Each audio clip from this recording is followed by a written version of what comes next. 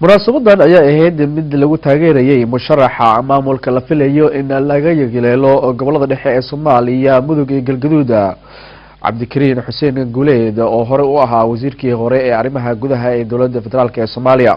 xafladan ayaa waxaa soo qaban qaabiyay jaaliyada Soomaaliyeed ee UK gaar ahaan magaalada London waxaana sidoo kale qabanqaabada xafladda gacan weyn ka geysatay Qaali Beerula oo iyadoo kamid ah haweenka u dhaqdhaqaaqa arrimaha bulshada.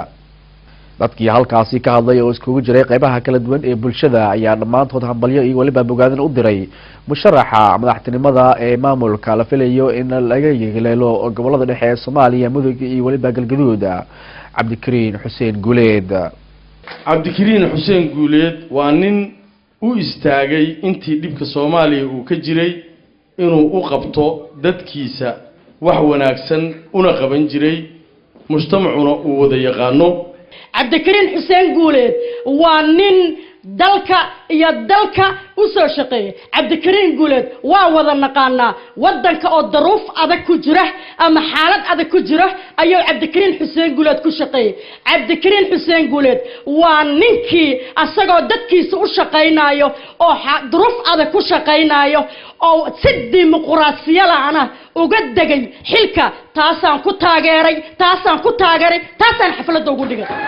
مسؤولك نوصل بحو ومداسي وحي لها يتين وحي لها أغون وحي لها ماتو وحي لها دمر وحي لها دلمنه وحي لها داوع وحي لها دبانه إن أرنكاس الوود يبتو أيق لفت كده وود قالس كسرته. وحن الله يقبرنا إنه إله أسهله ربطان كاس وين وهمجة وكهمي إنه اسمه منصب شخصيات كهله ومدي سنة وجأذيه.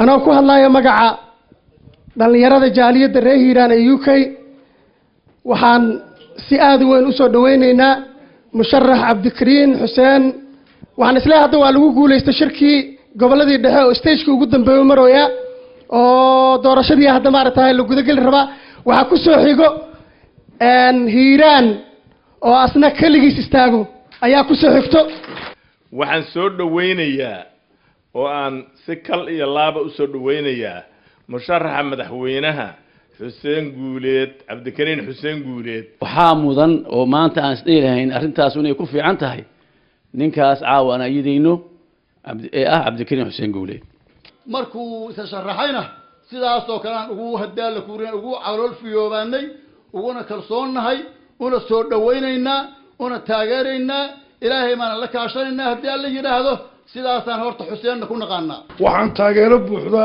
haddaan nahay bulshada ku dhaqan waddanka Ingiriiska gaar ahaan magaalada London aanu siinaynaa musharaxa madaxweyne cabdikariin xuseen guuleed.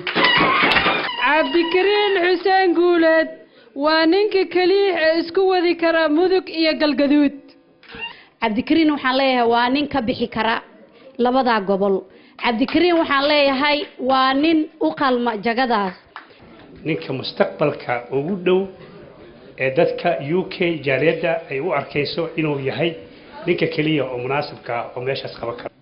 runtii waxaan leeyahay haddii kalsoonida dadka labadan gobol ka imaan karo waxaan rajeynayaa inaan dhammaanay waxyaabo aad iyo aad muhiim ah aan ka qabto anoo kaashadaya arrimaha iyo dadka deegaanka guud ahaan waxyaabahan xoogga saari doona waxaa ugu daran arrinta dhinaca amniga oo u arka inay tahay nolosha furan.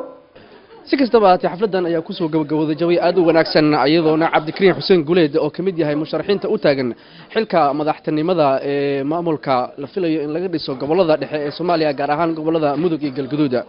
cabdikariin wuxuu kamid yahay musharaxiintaasi oo tirada badan oo u tartamaya oo hadda loo fadhiyo shirkooda magaalada Cadaado ee maamulka Xubin iyo Xeeb. cabdirashiid maxamed cabdi rashki Universal TV waqooyiga London.